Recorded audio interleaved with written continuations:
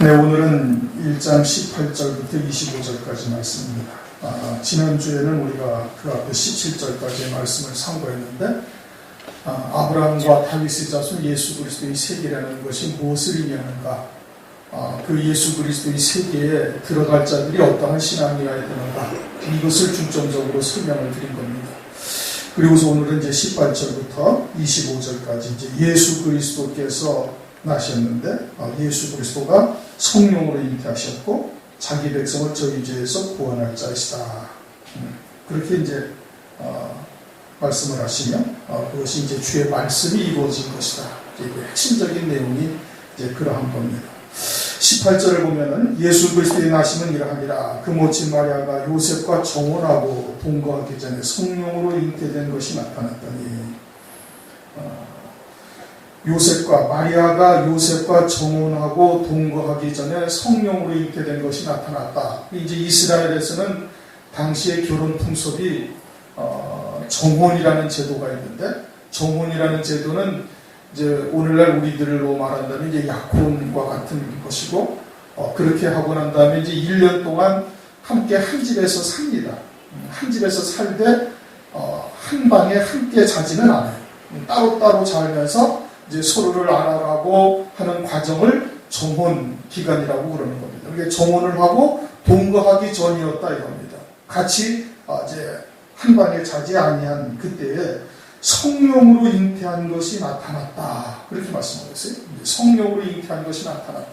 이제 이 부분을 누가복음 1장에 가서 보면은 누가복음 1장에 마리아에게 가브리엘 천사가 임해가지고 이제 하나님의 아들이라 일컬음 받을 아들을 이제 네가 잉태케 되리라 해서 이제 마리아가 그 말씀을 믿음으로 받게 되어지니까 성령으로 잉태하게 되어진 거예요.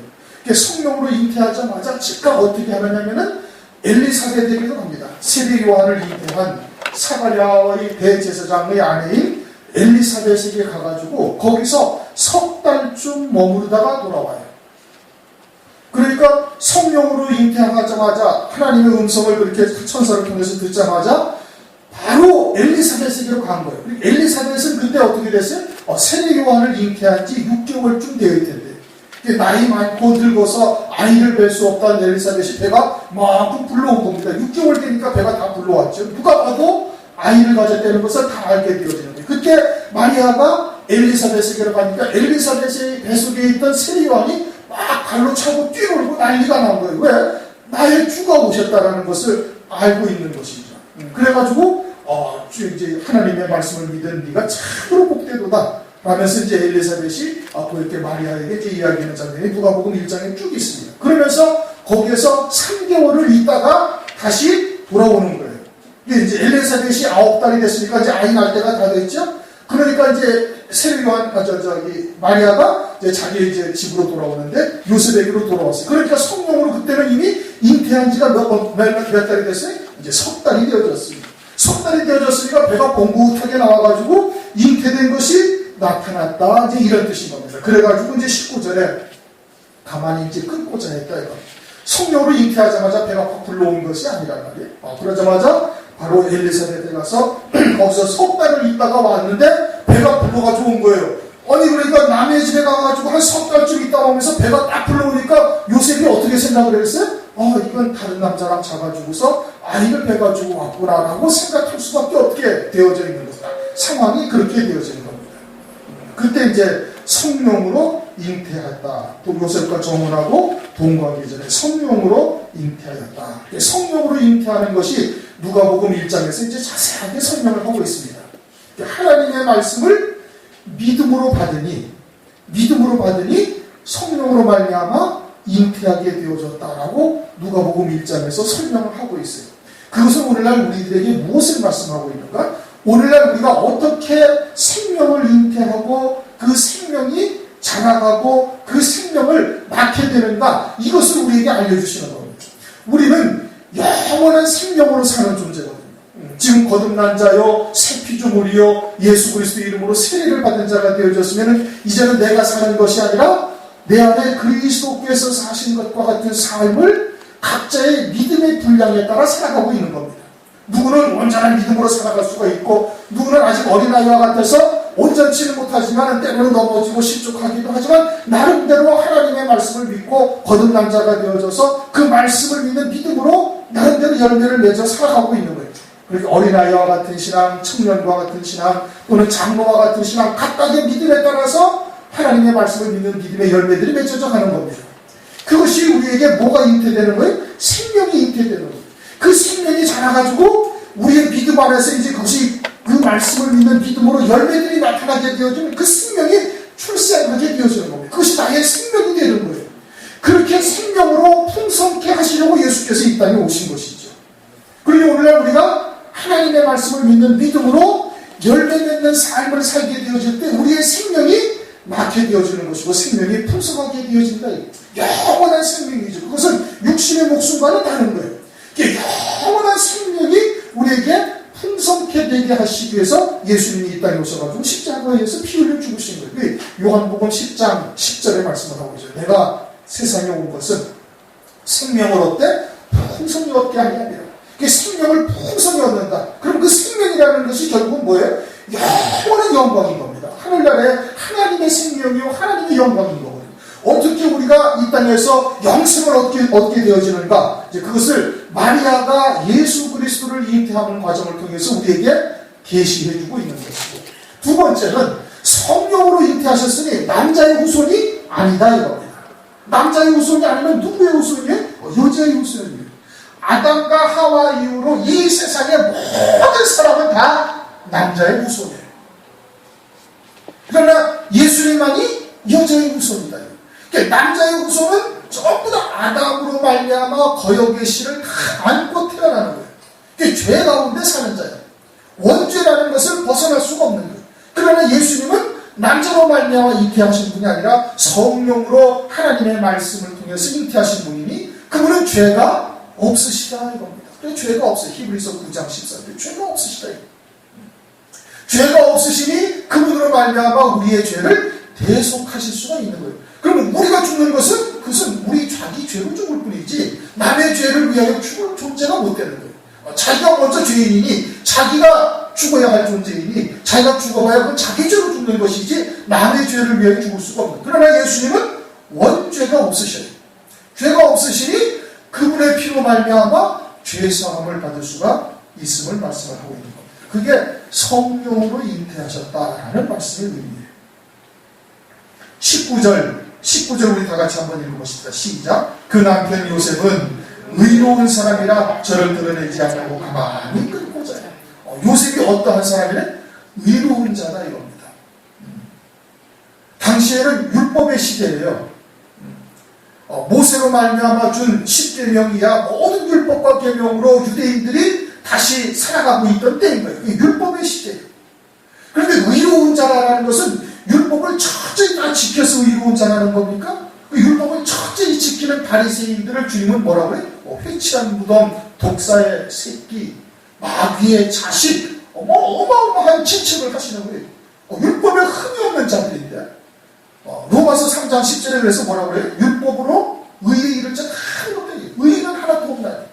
율법으로 의에 이를 수 있는 법이 아니다. 율법을 다 직접 행한다 해도 하나님처럼 행하지 아니하는 의로운 자가 아닌 거예요. 그런데 율법의 시대에 지금 요셉이 의로운 자다. 이렇게 의로운 자다. 어떻게 해서 요셉이 의로운 자라는 이러한 하나님으로부터 인정을 받을 수가 있는가? 요셉은 지금 마리아와 동침하지 않았습니다. 그런데 마리아가 잉태한 것이 나타났어요. 이미 앞에서도 얘기했던 것은 이것은 요셉의 생각으로는 남자와 같이 자지 아니하고서는 절대 잉태할 수가 없다는 것을 온 천지에 다 알고 있는 것이에요. 왜 여자 혼자 아이를 배울 수가 있습니까? 그건 있을 수가 없는 일이죠. 그러니까 잉태한 것이 나타나서 배가 붓고 올라오고 있으니까 요셉이 생각하기에 이것은 분명히 남자와 잤다. 더더군다나 엘리사벳의 집에 가서 3개월 동안 이때 왔지 않습니까? 그 사이에 무슨 일이 있었는지 어떻게 알겠어요? 그러니까 그래서 거기 갔다가 어떤 남자하고 사귀어가지고 그렇게 아이를 배웠구나. 그렇게 생각을 하는 것이 당연한 겁니다. 그럼 율법에서는 그렇게 약혼한 여자가 정혼한 여자가 가서 외간 남자와 통관을 해가지고 아이를 배가지고 오면은 그 율법에는 어떻게 하라고 되어 있는가? 신명기 22장 23절 24절 처녀인 여자가 남자와 약혼한 후에 어떤 남자가 그를 성읍 중에서 만나 통관하면 너희는 그들을 둘 다 성읍 문으로 끌어내고 그들을 돌로 쳐 죽일 것이니 그 처녀는 성읍 중에 있으면서도 소리 지르지 아니하였으며 그 남자는 이웃의 아내를 욕보였습니다. 너는 이같이 하여 너희 중에 악을 지랄지니라. 약혼한 여자가 다른 남자와 통관을 하게 되어지면 성읍 문 앞에 끌어내놓고 전부 다 마을 사람들이 다 돌로 쳐 죽이려는 겁니다. 그거는 있을 수가 없는 일이에요. 그래서 악을 아예 너희 마을에서 지랄버려라. 그러니까 율법대로 하려면 어떻게 해야 돼? 돌로 쳐 죽여야 돼. 돌로 쳐 죽이는 게 율법에 정한 하나님의 법칙이라고 해요. 그러니까 돌로 쳐 죽여야 되는데 세례 요셉은 어떻게 했어요? 의로운 사람이라 저를 드러내지 않냐고 가만히 끊고자 했다 이겁니다. 돌로 쳐 죽여야 율법에 합당한 자인데 가만히 끊고자 하는 것은 율법대로 행하지 아니하는 거예요. 그러니까 문자적인 의미로 본다면은 의로운 자가 아니라 불의한 자다라고 해야 맞는 겁니다. 왜?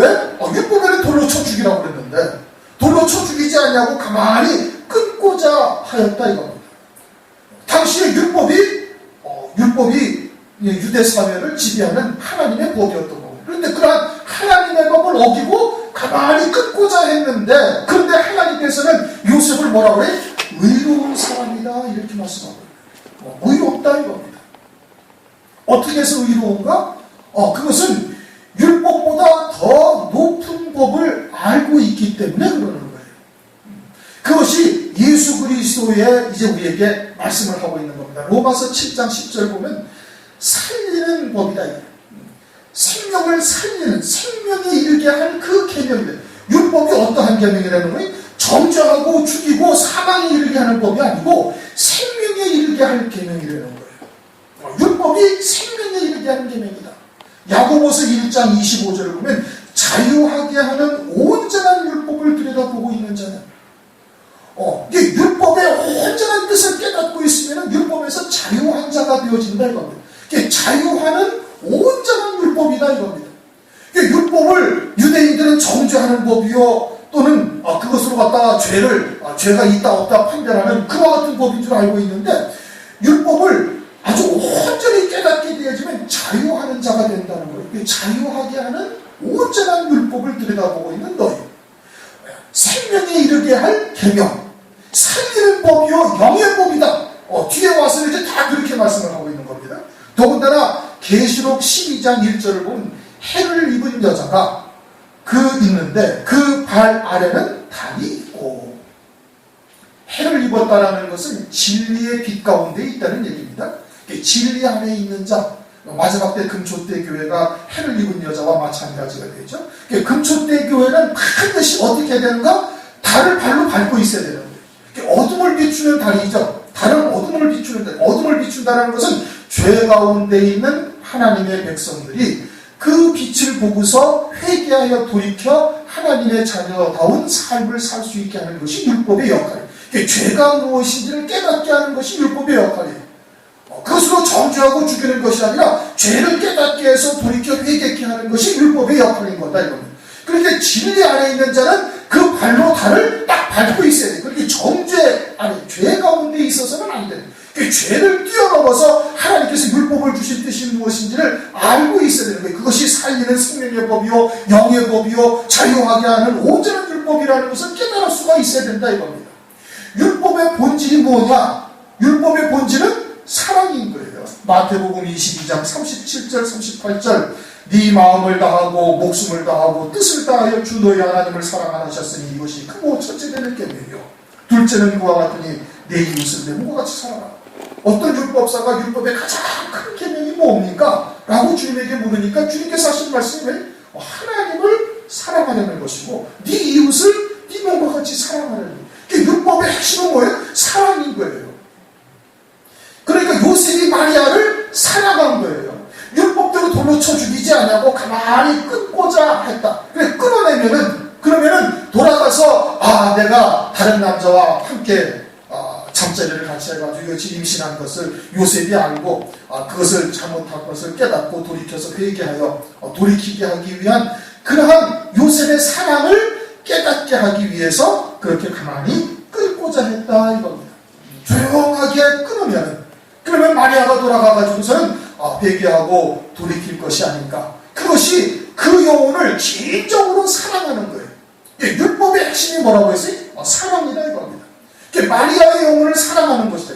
정죄하여 돌로 쳐 죽이는 것이 율법의 본질이 아니고 하나님이 율법을 주신 참뜻은 하나님을 사랑하고 네 이웃을 네 몸과 같이 사랑하는 것이 그것이 율법의 본질이었던 거예요. 하나님이 그와 같은 율법을 주신 참뜻이다 이겁니다. 그리고 요셉이 그러한 하나님의 뜻을 알고 있는 거예요. 율법이 살리는 법이요 생명의 법이요 영의 법이요 자유케 하는 온전한 율법이라는 것을 요셉이 이미 그때 알고 있었던 것이에요. 그러니까 예수 그리스도의 아버지로 마리아의 남편으로 합당한 자였기 때문에 하나님께서 요셉과 마리아를 통해서 예수 그리스도가 이 땅에 오시도록 은혜를 베풀어 주신 것이죠.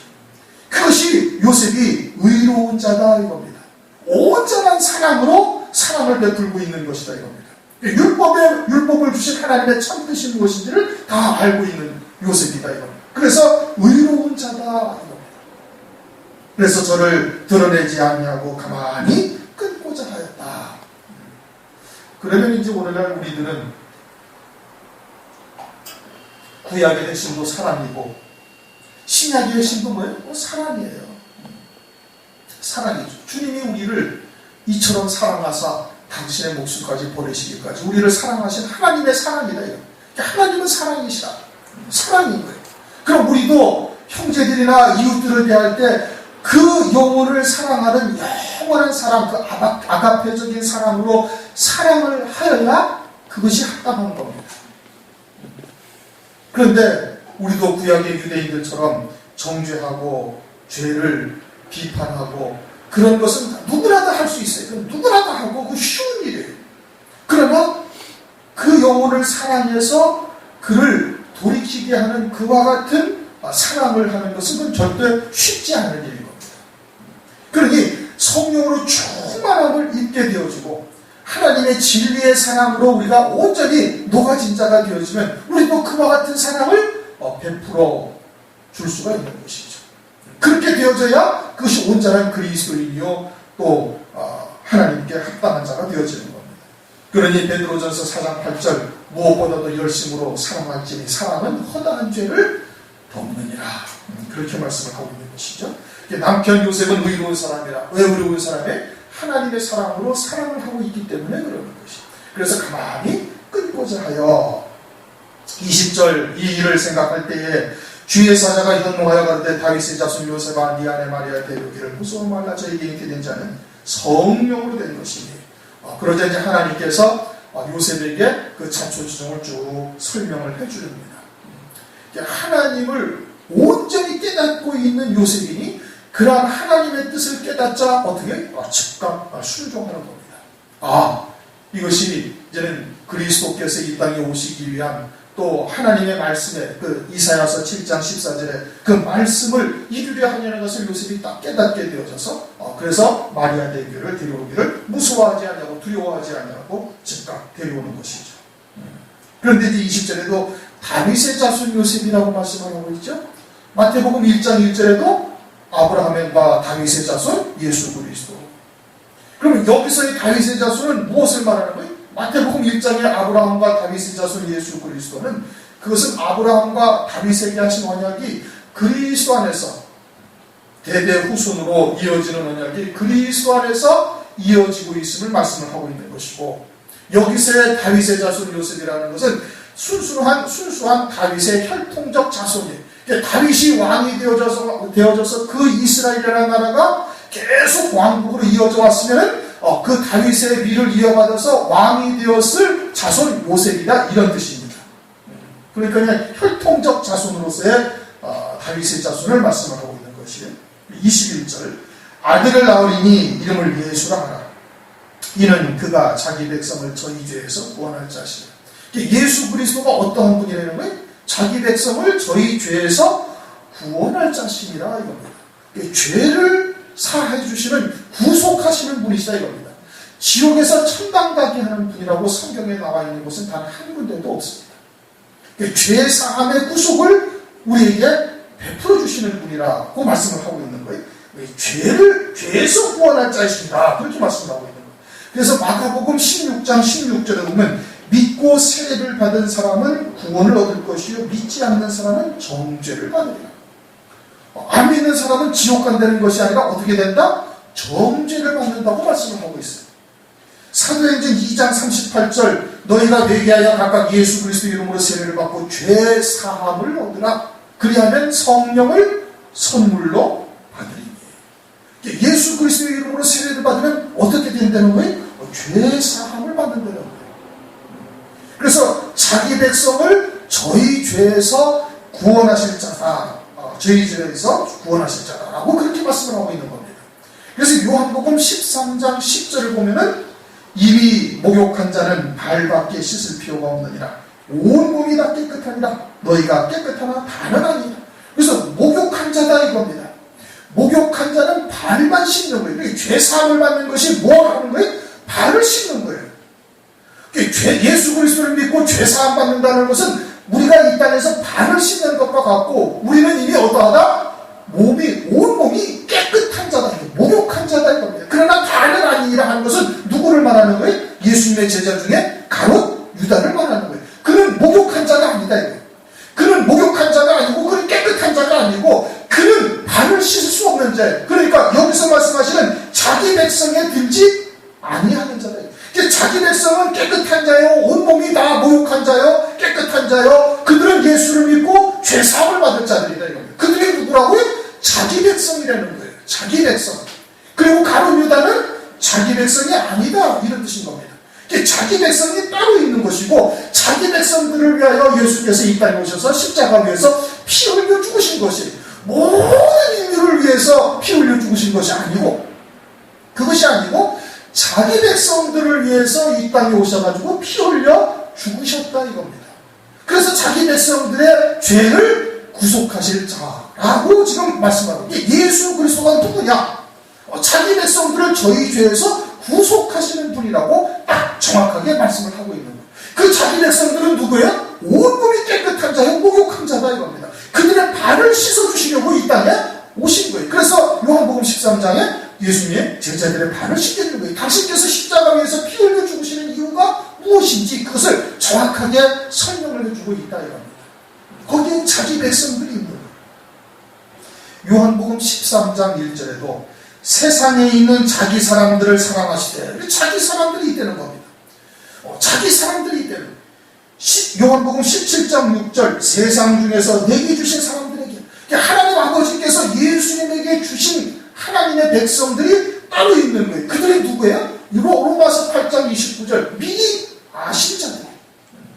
하나님이 미리 아신 자들로 또한 그 아들의 형상을 본받게 하셔서 그럼 미리 아셨다는 거예요. 예수 그리스도가 오시기 전에도 미리 아셨고 천지와 만물을 지으시기 이전에도 미리 아신 자들이 있는 거예요.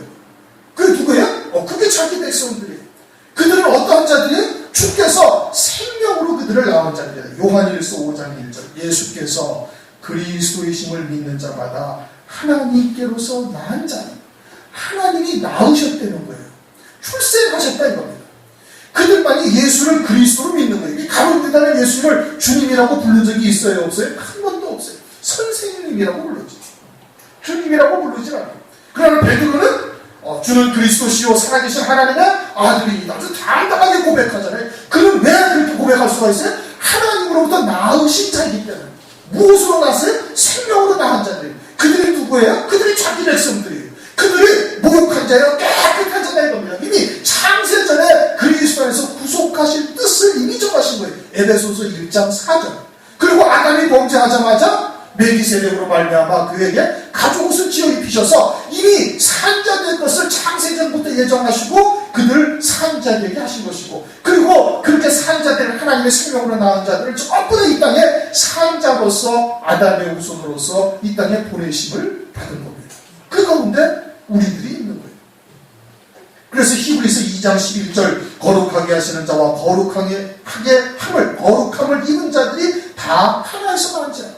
거룩하게 하시는 자는 예수 그리스도고 거룩하게 함을 입은 자들은 오늘날 우리들인데 그들이 다 하나님으로부터 나온 자들이다 이겁니다. 하나님으로부터 나온 자들이다 이거. 그러니까 하나님으로부터 나왔으니 그 영들이 그 생명 위에 영을 입혀서 그들이 이미 창세전에 이미 존재했음을 욥기서 38장 7절에 이미 말씀하고 있지 않습니까? 그때 이스라엘 별들이 함께 노래하며 하나님의 아들들이 다 기쁘게 소리하는 거예요. 하나님의 아들들이, 욥을 말하는 것이 아니라 모든 하나님의 아들들이 천지와 만물을 지으시는 것, 땅에 기초를 놓으시고 그 준수를 띄우시고 하나님이 그 천지와 만물을 갖다 가운데 땅과 지구를 갖다 허공 중에 다시는 그것을 통해서 이제는 하나님의 자녀들이 하나님의 정하신 때에 보내심을 입어가지고 하늘에 예비된 영광에 합당한 자로 길리우심을 받아가지고 이제 그 하나님의 뜻을 다 이룬 뒤에 다시 육신을 얻어 영원한 영광을 누리게 할 것을 깨닫고 다 기뻐 소리하였다. 하나님의 아들들이 다 기쁘게 소리하였다 라고 말씀을 하시고 있는 겁니다. 그러니 이처럼 하나님의 말씀이 전체가 완전히 아주 톱니바퀴가 맞는 것보다도 더 정확하게 딱딱 맞아 들어가는 겁니다. 이제 사람들이 그것을 깨닫고 있지 못할 뿐이죠. 창세기 3장에 있는 산자라는 것을 지금 아직도 신학계에서 밝혀지지가 아니하는 것이고 지금도 천당 가느냐 지옥 가느냐 이 문제로 의견이 분분한 거예요. 이게 산자가 되었다. 이게 엄청난 하나님의 은혜인 겁니다. 산자, 지옥과는 이제 관계없는 이미 창세전부터 그리스도 안에서 구속하신 하나님의 뜻 가운데 그렇게 산자가 되어져서 목욕한 자로 온몸이 깨끗한 자로 이 땅에 보내심을 받았다. 이게 엄청난 하나님의 은혜인 겁니다. 그걸 깨닫는 것이. 그것을 깨닫지 못하면 전부 다 이 땅에서 하는 신앙생활이 다 무엇을 위해서 하여? 천당 가기 위해서 신앙생활하는 거예요. 천국 가기 위해서 신앙생활하는 거예요. 그것은 이미 이루어 놓으신 구원을 믿지 아니하는 것이고 그것은 불신앙입니다. 예수께서 그리스도가 되심을 믿지 아니하는 거예요. 이미 이루어 놓으신 구원, 에베소서 2장 5절로 6절 그리스도와 함께 하늘에 앉히셨고 그리스도 예수와 함께 하늘에 앉힌바 되었습니다. 그리스도와 함께 세우셨고 일으켜 세우셨고 함께 앉힌바 되었다 라는 하나님의 말씀을 믿지 아니하는 것이죠. 이 산자가 되어지지 못하면은 그러면은 하늘 위에 영생을 위한 열매 맺는 삶은 절대 살 수가 없습니다. 천당 가기 위해서 신앙생활하니까. 그러니까 이 땅에서 하는 신앙생활의 모든 것이 다 헛것이 되어지고 다 불타 없어지게 되어지는 것이에요. 그러니 온몸이 깨끗한 자, 이미 목욕한 자, 가죽옷을 입은 자, 산자, 하나님은 산자의 하나님이시다 등등 하나님의 말씀을 통해서 이 산자라는 것을 깨닫지 못한다면은 그러면은 참 이 땅에서 신앙생활이 다 헛것이 되어지는 것이죠. 그러니 21절 그가 자기 백성을 저희 죄에서 구원한 자이십니다. 예수 그리스도가 누구시고 예수 그리스도가 이 땅에 오신 것이 무엇을 위함인지를 이 마태복음 1장 21절에서 아주 정확하게 딱 설명을 하고 계시는 겁니다. 22절 이 모든 일에 된 것은 주께서 선지로 하신 말씀을 이루려 하시니 가라사대 보라 처녀가 잉태하여 아들을 낳을 것이요 그 이름은 임마누엘이라 하리라 하셨으니 그 이를 번역한 즉 하나님이 우리와 함께 계시다 하니라. 이사야서 7장 14절 말씀이죠.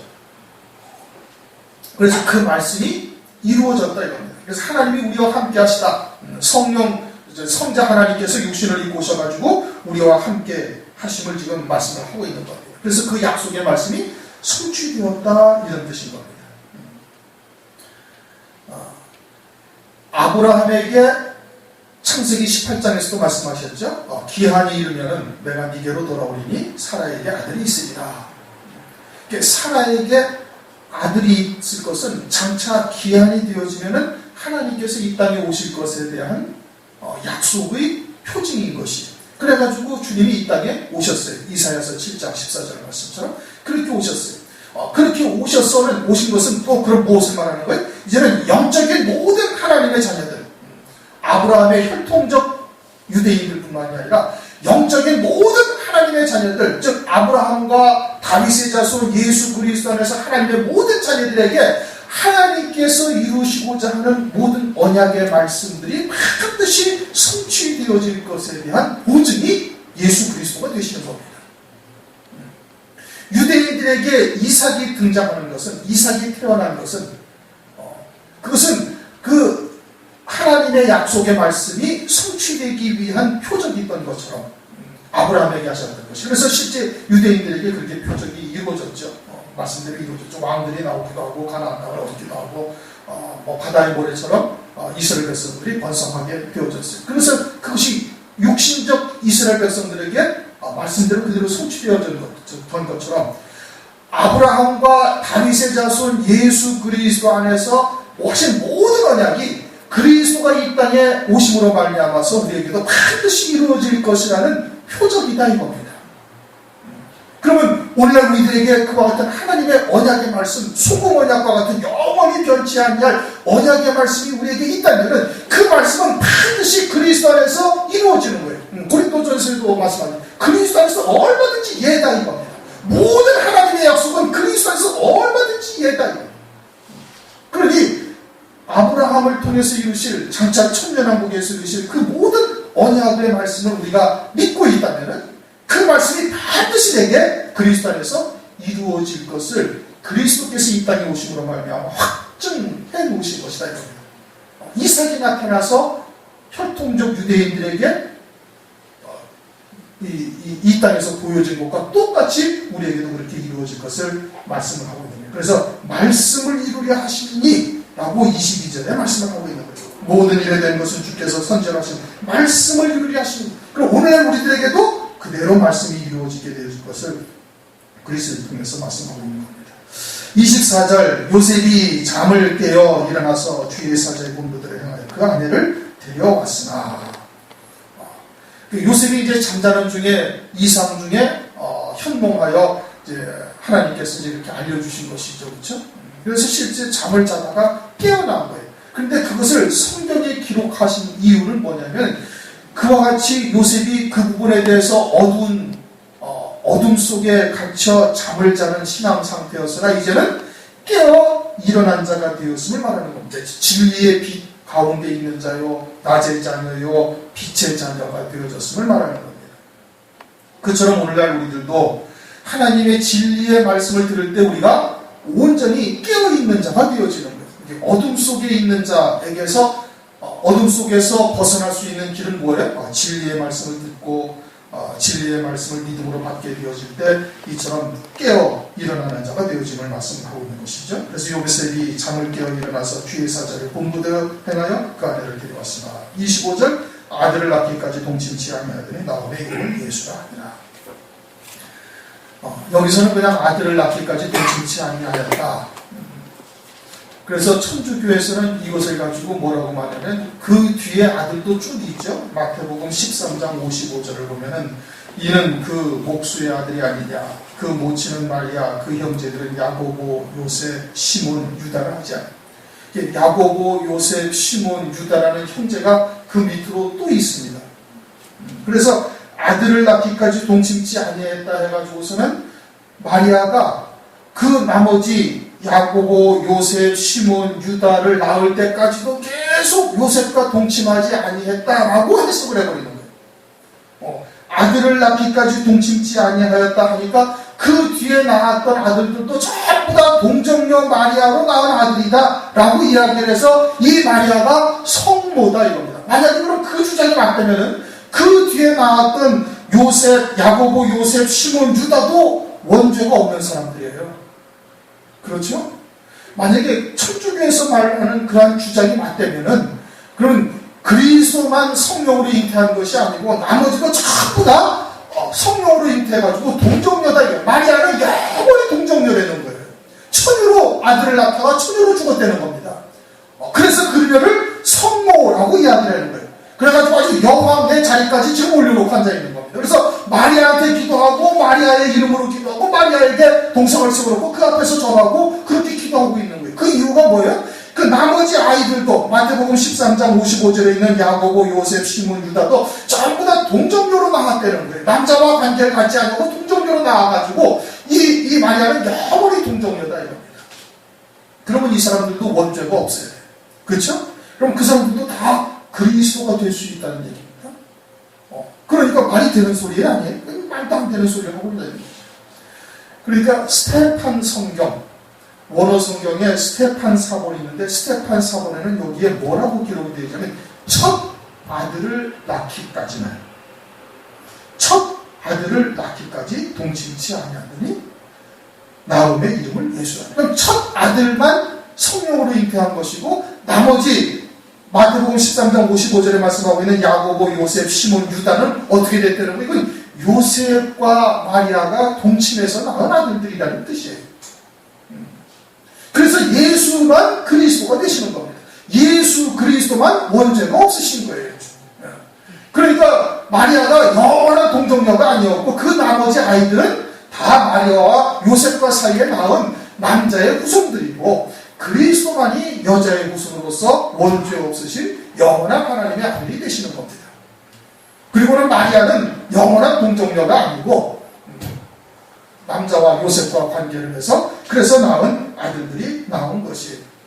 그러니까 천주교에서 주장하는 주장은 그는 조금만 생각하면은 그 말이 안 되는 소리라는 것을 금방 알 수가 있는데 그런데 그 사람들은 그렇게 믿고 성모 마리아의 탕을 세워놓고 거기 앞에서 절하고 성모 마리아에게 기도하고 그러고 있는 겁니다. 마리아가 중보자라는 거예요. 왜? 동정녀가 되기 때문에 중보자라는 거예요. 그리스도와 같은 위치에 올려놓고 앉아있는 것이죠.